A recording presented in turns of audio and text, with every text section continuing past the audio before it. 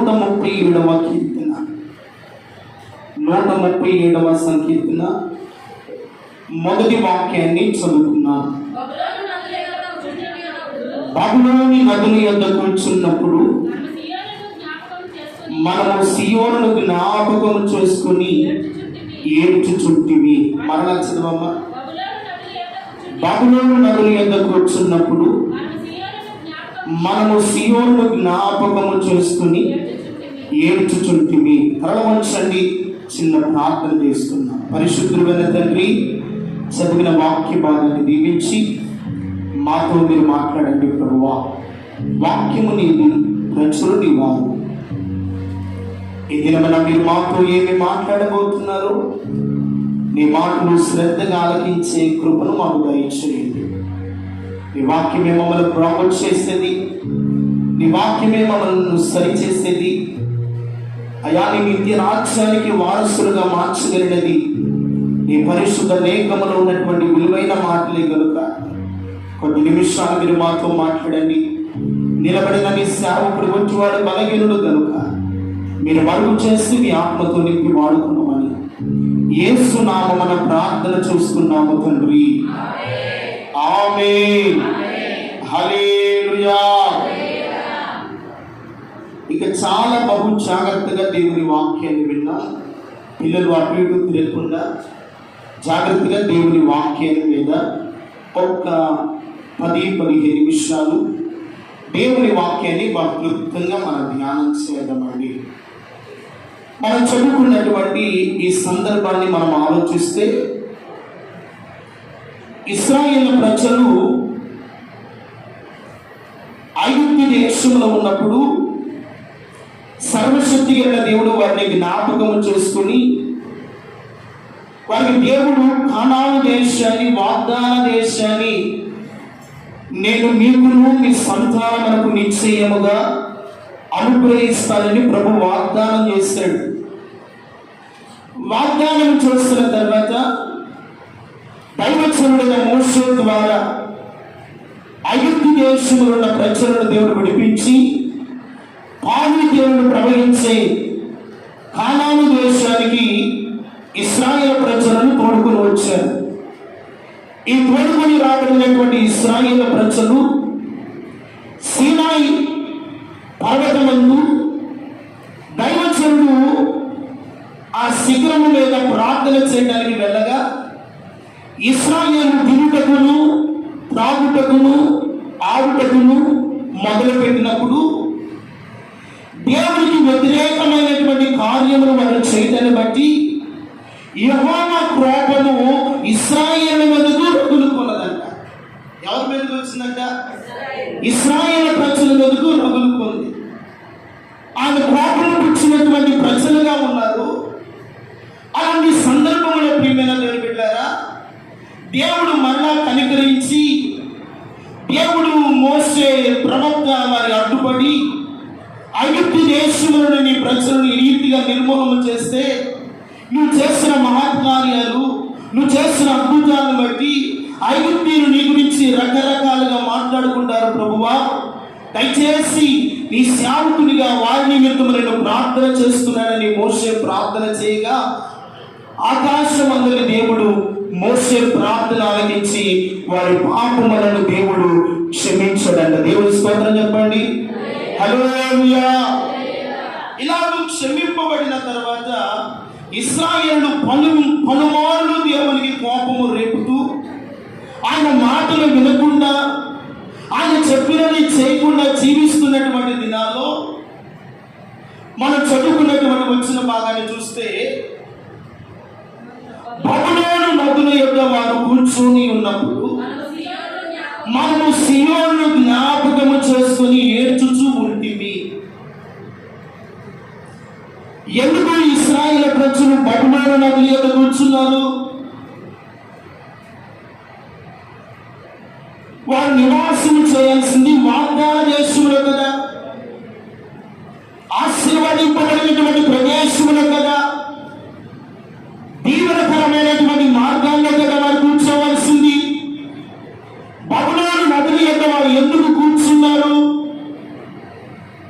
బబులోను అనగా సాదృశ్యం ఏంటంటే లోకము. ఏమిటండి? బబులోను అనగా లోకము, లోక సంబంధమైనటువంటి ఆనందము, లోక సంబంధమైనటువంటి జీవితాలు వారు కలిగి బబులోను నదుల ఎదుట కూర్చున్నారు. ఎన్ని సంవత్సరాలు కూర్చున్నాడు? ఒకటా రెండా? దాదాపు ఇంచుమించుగా 70 సంవత్సరాలు వారు బబులోను నదుల ఎదుట కూర్చొని ఉన్నారంట. ఎన్ని సంవత్సరాలండి? ఇంచుమించుగా 70 సంవత్సరాలు. ఇశ్రాయేలు ప్రజలు బబులోను నదుల ఎదుట కూర్చున్నప్పుడు బబులోను రాజు ఇశ్రాయేలు నదుల దగ్గరికి వెళ్ళి దేవుని మందిరమును కూల్చివేసి, దేవతా స్తంభములను పారవేసి, దేవుని మందిరం యొక్క ఉపకరణములను నాశనము చేసి ఇశ్రాయేలు ప్రజలను కఠినమైన బానిసత్వానికి అప్పగించాడు.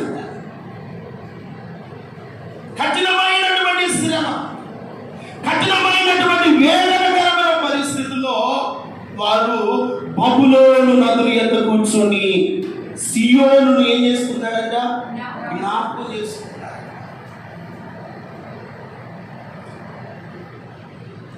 ఈరోజు నా దేవుని బిడ్డలారా, మనం జ్ఞాపకము చేసుకోవలసింది సియోను. సియోను అనగా దేవుని సింహాసనము, సియోను అనగా దేవుని సన్నిధి, సియోను అనగా ఆశీర్వదించబడినటువంటి స్థలము. ఈ రోజున మనం ఏ స్థలాల్లో కూర్చొని ఉన్నాం? ఏ పరిస్థితుల మధ్య మనకు సంచరిస్తూ ఉన్నాం?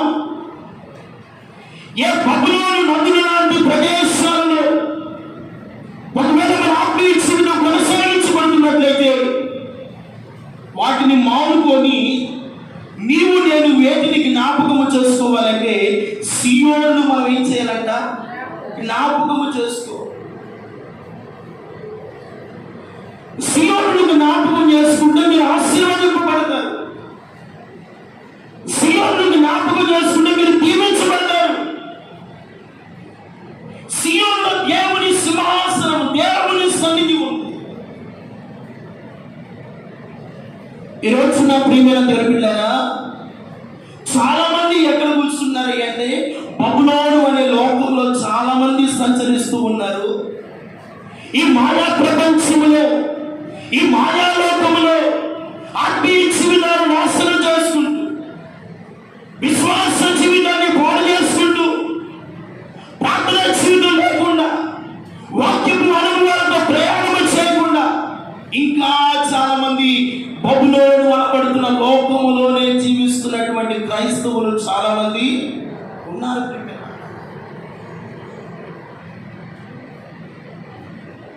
ఈ లోకము ఒక మాయ లాంటిది. మన కనులకు రమ్యముగా కనబడుతుంది.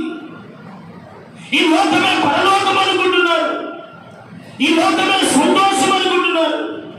ఈ లోకములో ఆనందం అనుకుంటున్నారు. ఇదంతా కూడా ఈ లోకం ఏమిటంటే ఒక మాయ కలిగినటువంటి లోకము. ఇది మాయా ప్రపంచము. ఇందులో కనబడి అందులో మారిపోయే ఈ లోకాన్ని బట్టి మానవుడు ఎంతగానో ఆనందపడుతూ ఉన్నాడండి.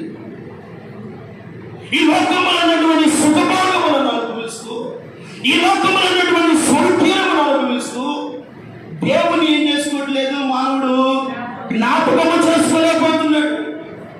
సియోను వలన దేవుని సన్నిధిని జ్ఞాపకం చేసుకోలేకపోతున్నాడు.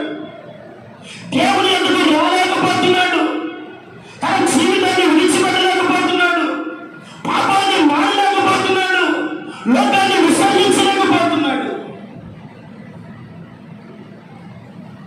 ఈ రోజున దేవుని బిడ్డలారా, ఇశ్రాయేలు దాదాపు ఇంచుమించు 70 సంవత్సరాల ప్రియమైన వారలారా ఆ బబులోను నదుల ఎదుట కూర్చొని వారు ఏం చేస్తున్నారంట? ఏడుస్తూ ఉన్నారు.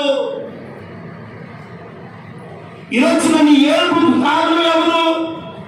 నీ కన్నీళ్లకు కారణం ఎవరు? నీ వేదనకు కారణం ఎవరు? నీ కుటుంబంలో సమస్యలకు కారణం ఎవరు? దేవుడా? లేదే. దేవుడు ఏ మాత్రమైనను మన కన్నీళ్ళైనను, వేదనైనను, దుఃఖమునైనను కలుగు చేసే దేవుడు మాత్రము ఆయన కాడు. దేవునికి స్తోత్రం కలుగును గాక.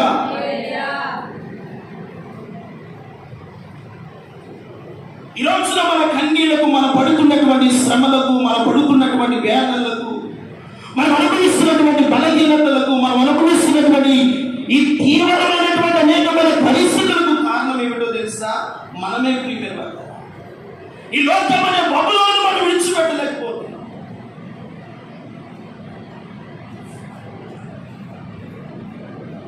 నీవు సీయోనును జ్ఞాపకం చేసుకోవాలంటే దేవుని సన్నిధిని జ్ఞాపకం చేసుకోవాలి. దేవుని సన్నిధిలో ఏం జరుగుతుంది? దేవుని సన్నిధిలో ఆశీర్వాదం ఉంది కదా, దేవుని సన్నిధిలో నీకు అనుభవించవలసిన సమాధానం ఉంది కదా.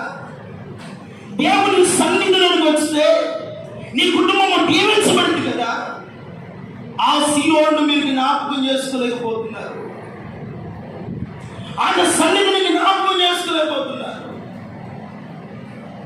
అందుకనే ఆ బబులోను నదులు ఎద్దవారంట కూర్చుండి ఏడ్చుచూ ఉన్నారు.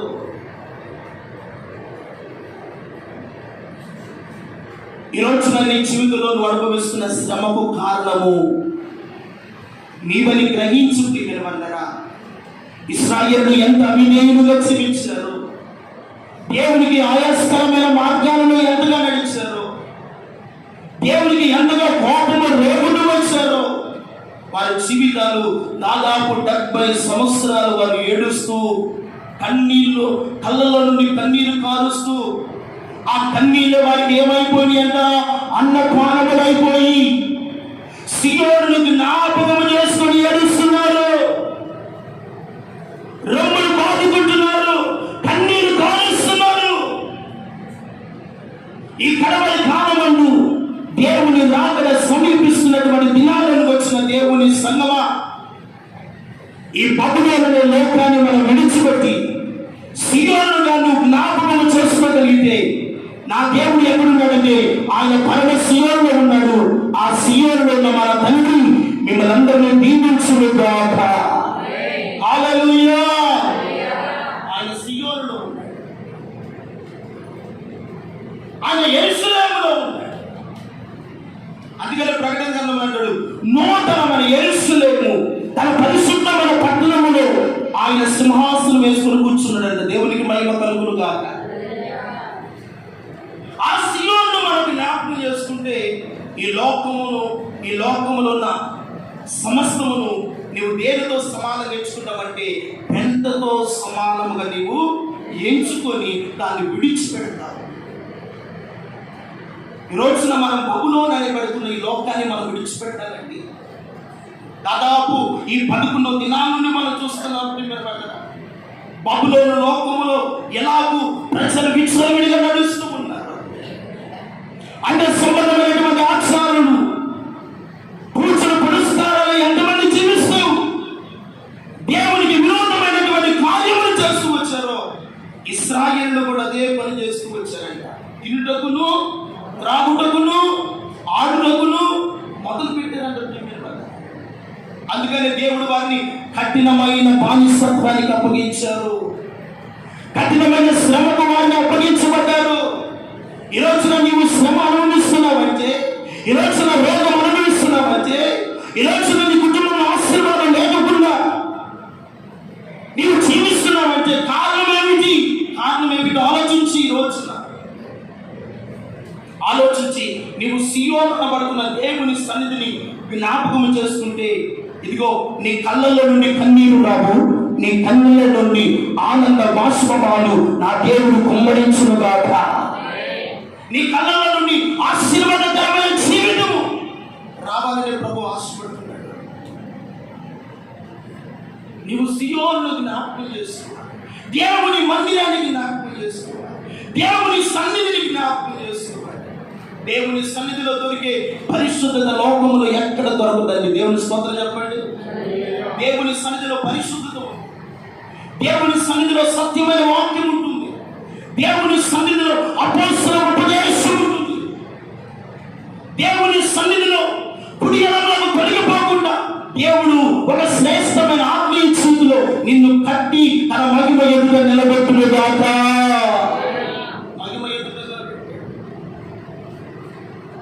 దాన్ని విడిచిపెట్టి నువ్వు బబులోను నదులు ఎద్దు కూర్చుంటే, లోకం ఎద్దు కూర్చుంటే నష్టమే పోతావు, కానీ ఆశీర్వాదం నువ్వు అనుభవించలేదు, దీవెన పొందుకోలేదు, సమాధాన స్థితిని అనుభవించలేదు. నీవు నీ బిడ్డల ఆనందకరముగాను, సౌఖ్యముగాను, సమాధానకరంగా ఉండలేదు. అందుకని మీరు ఈ రోజున సియోను ప్రతిరోజు మీరు జ్ఞాపకము చేసుకుందరు గాక, దేవుని మందిరమును జ్ఞాపకము చేసుకుందరు గాక, దేవుని సన్నిధిలో నీవు నీతి వాళ్ళు నా దేవుని సేవించుదురు గాక. చెప్పడానికి దేవునికి మహిమ కలుగును గాక. ఆయన సన్నిధిని మనం జ్ఞాపకం చేసుకోవాలి, ఆయన సన్నిధిని జ్ఞాపకం చేసుకోవాలి. వేది నువ్వు జ్ఞాపకం చేసుకున్నావు, వారి పూర్వస్థితిని జ్ఞాపకం చేస్తున్నారంటే ఒకప్పుడు మనము ఎన్ని అద్భుతమైన కార్యాలు చూసాము, ఎన్ని మహత్కార్యాలు చేశాడు, ఎర్ర సముద్రం మీద ఎన్ని బలమైన కార్యాలు ప్రభు చేశాడు. కానీ దేవునికి మనం అవిధేయులైపోయాం, దేవునికి మనం దూరం అయిపోయాం. దేవునికి కోపం రేపించమని ఆ బబులోను నదులు యొద్ద వారు కన్నీళ్లు కారుస్తూ, వేదన అనుభవిస్తూ, వారి కళ్ళల్లో నుండి కన్నీరు నిత్యము. ఇదిగో ఈ దినము కన్నీరు లేవనుకుంటానికి లేవు, ప్రతి దినము వారి కళ్ళల్లో నుండి ఏం కారుతున్నాయి? కన్నీరే. ఆనందము చూసి ఎన్ని సంవత్సరాలైందో, సమాధాన స్థితిని అనుభవించి ఎన్ని దినాలైందో. ఆ స్థితిలో ఉన్నటువంటి ఇశ్రాయేలు చిన్నగా సియోనును మీరు జ్ఞాపకం చేసుకున్నారంట. దేవుని స్తోత్రం చెప్పండి. సియోనును జ్ఞాపకం చేసుకొని సియోను మార్గములు వారు నడవడానికి ఇష్టపడి వారి అతిక్రమములు, వారి అవిధేయతలు, వారి తిరుగుబాటు స్వభావము, దేవునికి ఆయాస్కరమైన మార్గాలు విడిచిపెట్టి సియోను మార్గములు ప్రయాణం చేయడానికి తమను తాముగా దేవునికి అప్పగించుకున్నారంట. దేవునికి మహిమ కలుగును గాక. దేవునికి తమను తాము ఏం చేస్తారంట? అప్పగించుకున్నారు.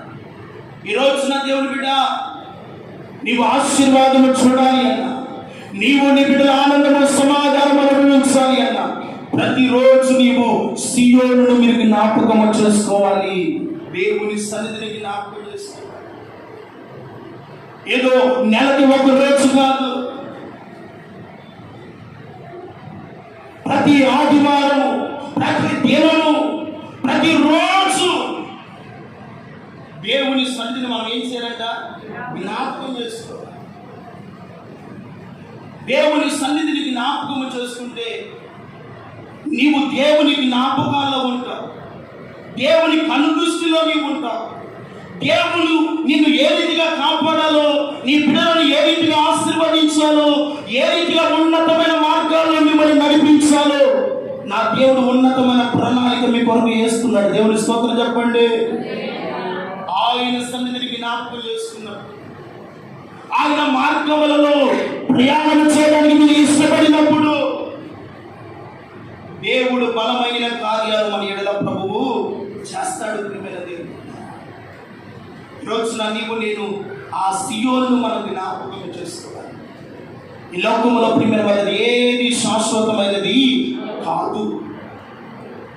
ఈ బబులోను పడుతున్న ఈ లోకములో ఎన్నో రమ్యమైనటువంటి రకరకాల మార్గాలు ఉన్నాయండి. ఆ మార్గాలు మనల్ని తిన్నగా నాశనానికి నడిపిస్తాయే కానీ ఆశీర్వాదకరమైన మార్గాలు మనలను నడిపించలేవు. ఏదైనా మనల్ని ఆశీర్వాదకరమైన మార్గంలో నడిపించేది, దీవెనకరమైన మార్గాల్లో మనల్ని నడిపించేదంటే నీవు సియోను దేవుని సన్నిధిని మీరు ఏం చేయాలంట? జ్ఞాపకము చేసుకో. దేవుని స్తోత్రం కలుగునుగా. ఒక రోజున యేసు ప్రభువారు ఆయన దూతులు సొదొమలోనికి వెళ్ళాడు. అక్కడ నీతిమంతుడైన లోతును చూసి, ఇదిగో దీన్ని మీరు జ్ఞాపకం చేసుకుని ఇంతకాలము గడిపారు కదా, ఇక్కడ నుండి ఈ సొదొమను మీరు జ్ఞాపకం చేసుకోకుండా నేను చూపించే పర్వతమునకు మీరు వెళ్ళమంటారు. ఇక ఈ సొదొమను జ్ఞాపకం చేసుకోవద్దు, ఈ నాశనకరమైన పట్టణాన్ని మీరు జ్ఞాపకం చేసుకోవద్దు. ఇంతకాలం ఈ పట్టణంలో ఉండి మీరు మీ బిడ్డలు నాశనమైపోయింది చాలు. ఇక ఈ పట్టణాన్ని మీరు జ్ఞాపకం చేసుకోకుండా నేను చూపించే పర్వతమునకు మీరు వెళ్ళమన్నారు. ప్రియమైనవారా, లోతు యొక్క భార్య తన ఇద్దరు బిడ్డల కూతుర్లు వారి చేతులు పట్టుకొని వెళ్తూ ఉండగా ఇంకా లోతు భార్య సొదొమ అనే జ్ఞాపకం చేసుకుంటుంది. కానీ దేవుని పర్వతము ఒకటి ఉంది, సియోను మార్గం ఒకటి ఉంది, నిత్యమైన రాజ్యం ఒకటి ఉందని దాని వైపు చూడకుండా ఇంకా దేని వైపు చూస్తుంది? సొదొమ వైపు చూస్తుంది. ఇంకా నీవు బబులోను లాంటి లోకం వైపు చూస్తున్నావా? సొదొమ లాంటి ఆ పట్టణాల వైపు మీరు చూస్తున్నారా? ఆశీర్వాదింపబడరు, దీవింపబడరు. ఇదిగో నీ కొరకు దేవుడు ఏ పర్వతమైన సిద్ధపరిచాడో, ఏ సియోను మార్గమైన దేవుడు నీ కొరకు ఏర్పాటు చేస్తాడు.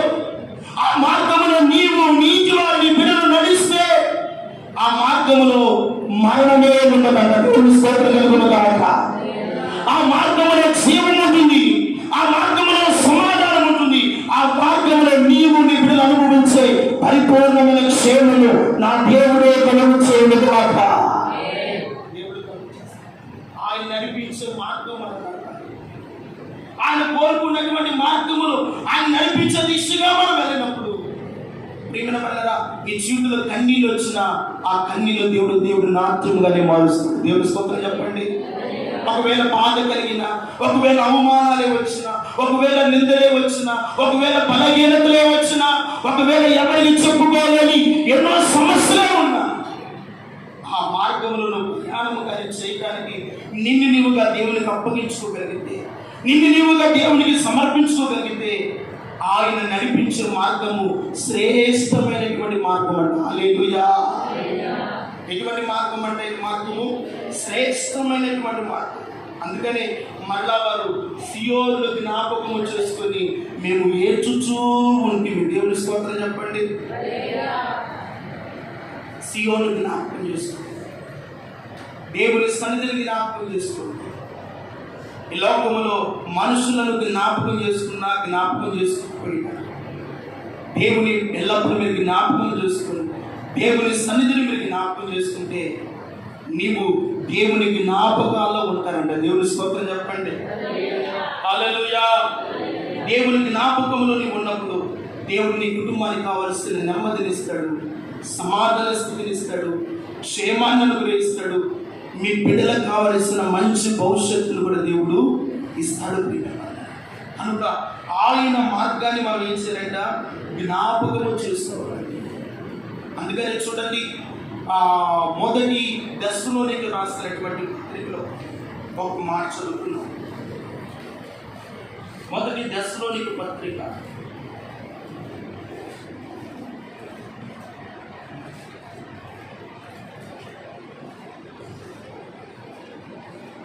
మొదటి దశలోనికి పత్రిక 5వ అధ్యాయము 23వ వచనాన్ని చదువుతున్నా. సమాధానకర్తయగు దేవుడే మిమ్మల్ని సంపూర్ణముగా పరిశుద్ధపరచును గాక. మీ ఆత్మయు మీ జీవమును శరీరము మన ప్రభువైన యేసుక్రీస్తు రాకడయందు నిందారహితముగాను పరిశుద్ధముగా ఉండటకు కాపాడబడును గాక. మిమ్మల్ని పిలిచిన వాడు నమ్మదగిన దేవుడు. ఆ దేవునికి మహిమ చెప్పండి. హల్లెలూయా. మనలను పిలిచిన దేవుడు నమ్మదగినటువంటి దేవుడు. మనల్ని ఎన్నుకున్న దేవుడు నమ్మదగినటువంటి దేవుడు. మనను తన విలువైన రక్తము చేత కొనుక్కొని పరిశుద్ధపరిచిన దేవుడు నమ్మదగిన దేవుడు. ఆయన అంటున్నాడు, సమాధానకర్తకు దేవుడు మిమ్మలను సంపూర్ణముగా పరిశుద్ధపరచునుగా. దేవుని స్తోత్రం చెప్పండి. నువ్వు సియోనుని జ్ఞాపకం చేసుకుంటే ఆయన సంపూర్ణముగా నిన్ను పరిశుద్ధపరచునుగాక, నిన్ను పవిత్రుడుగా మార్చునుగాక, నిన్ను నిందారహితుడుగా చేయునుగాక, నిన్ను నీతిమంతురాలుగా దేవుడు మార్చునుగాక. సియోను మార్గం అని జ్ఞాపకం చేస్తున్నాడు. రెండవది అంటున్నాడు, మీ ఆత్మయు మీ జీవము మీ శరీరము ప్రభువైన యేసుక్రీస్తు రాకడ వరకు. దేవుని స్తోత్రం చెప్పండి.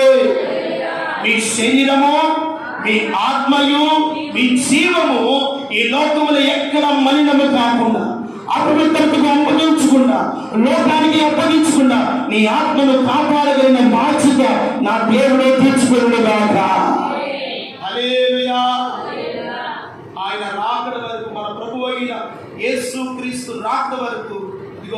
మీ ఆత్మయు జీవము శరీరము ఆయన ఎదుటి ఎలా ఉండాలంట? నిందారహితముగా. దేవుని స్తోత్రం చెప్పండి. పరిశుద్ధముగా ఉండాలి. పరిశుద్ధముగా ఉన్నవాడే రేపు సియోను చూడగలుగుతాడు. దేవుని స్తోత్రం చెప్పండి. పరిశుద్ధుడైన వాడు దేవుని సింహాసనాన్ని చూడగలుగుతాడు. దేవునితో యుగ యుగాలు జీవించగలుగుతాడు. ఆ ఆనంద పురములో ఎల్లప్పుడూ దేవునితో కలిసి నిత్యము గాన ప్రతిగానాలతో కొనియాడబడుతూ ఉంటాడు. హల్లెలూయా. ఆయన అపవిత్రుడైన వాడు, బబులోను సంబంధి అయిన వాడు, సొదొమ సంబంధి అయిన వాడు దేవుని సింహాసనాన్ని చూస్తాడా? దేవునితో నివసిస్తాడా? దేవుని మహిమలో నిలబడగలుగుతాడా? నిలబడలేడు. పరిశుద్ధుడైన వాడు మాత్రమే దేవుని మహిమతో నింపబడి ఉంటాడు. దేవుని స్తోత్రం చెప్పండి. హల్లెలూయా. అందుకని ఆవుగేరులు మీరు ఇచ్చారట. అందుకని అపోస్తలుడైన పౌలు గారు అన్నాడు, నేను నిన్ను అప్పగించిన దాన్ని ప్రభువైన పొందితిని. ప్రభువైన యేసు తను అప్పగింపబడిన రాత్రి ఒక రొట్టెను పట్టుకొని కృతజ్ఞతాస్తుతులు చెల్లించి దాన్ని విడిచి మీ కొరకైన నా శరీరము నన్ను జ్ఞాపకము చేసుకోమని. దేవుని స్తోత్రం చెప్పండి. ఎవరిని జ్ఞాపకం చేసుకోమంటున్నాడు? నీతిమంతుడైన దేవుని జ్ఞాపకము చేసుకోవాలి. దేవుని జ్ఞాపకము చేసుకుంటే అది నీకు ఆత్మీయ జీవితానికి ఆశీర్వాదకరం. దేవుని స్తోత్రం చెప్పండి. దేవుని కాకుండా మనుషులను, లోకాన్ని, డబ్బును, ఈ లోక సంబంధమైనటువంటి సౌఖ్యాలను, ఆనందాలను జ్ఞాపకం చేసుకుని వాటిలను కాలము గడిపినంత కాలము ఈ ఆశీర్వాదం మీరు అనుభవించలేరు. దేవుని జ్ఞాపకము చేసుకున్నప్పుడు దేవుని రాకడ ఎదుట మీ జీవము, మీ శరీరము, మీ ఆత్మ నిందారహితముగా పరిశుద్ధముగా దేవుని సన్నిధిలో మీరు నిలబడగలుగుతారు. దేవుని స్తోత్రం చెప్పండి. హల్లెలూయా. అందుకని ఆయనను మీరు ఏం చేయాలంట? జ్ఞాపకం చేస్తారు. ఈ రోజున ప్రభుని మనం జ్ఞాపకం చేసుకుంటున్నాం. ఆయన శరీరాన్ని, ఆయన రక్తాన్ని తీసుకుని ఆయనలో మనము పాలిభాగస్తులం అవబోతున్నాం. కాబట్టి ఒకవేళ మన జీవితంలో మన నడకలు, మన మార్గాలు ఒకవేళ ఇంకా బబులోను లాంటి జీవితమేనా, ఇంకా సొదొమ లాంటి బ్రతుకేనా, వాటిని ఒకవేళ మన జీవితాలు ఉంటే ఈ దినమందైనా విడిచిపెట్టి దేవుని పాదాలు పట్టుకొని పశ్చాత్తాపడి దేవుని సన్నిధిలో కన్నీరు కాచి ఈ రోజున సియోను అనబడుతున్న దేవుని సన్నిధిలో జ్ఞాపకం చేసుకుని దేవుని పాదాలు పట్టుకోగలిగితే ఎంత ఘోర పాపినైనను నా ప్రభువు క్షమించి ప్రేమించే దేవుడై ఉన్నాడు. హల్లెలూయా. ఆయన క్షమించి ప్రేమిస్తాడు. ఒకవేళ ఎన్నో వాక్యాలు వింటుకొస్తున్నావు, ఈ మాటలన్నీ విన్నాయే కదా, చెప్పినయే కదా, ఎన్నోసార్లు విన్నాం కదా అని ఒకవేళ పెడచోని పెట్టి నా బ్రతుకు నా ఇష్టము, నా జీవితం నా ఇష్టమని ఒకవేళ నువ్వు ప్రయాణం చేస్తే, ఒకవేళ లోతు భార్య జీవితంలో ఏమి సంభవించిందో ఒకవేళ అదే మన జీవితాల్లో సంభవిస్తే, అదే మన బ్రతుకులో సంభవిస్తే, అదే ఒకవేళ బబులోను నదులు ఎదురు కూర్చునే అనుభవాలు ఉంటే, బ్రతికినంత కాలము మనకు కన్నీళ్ళే కదా, జీవించినంత కాలము వేదనే కదా. ఇదిగో బ్రతికినంత కాలం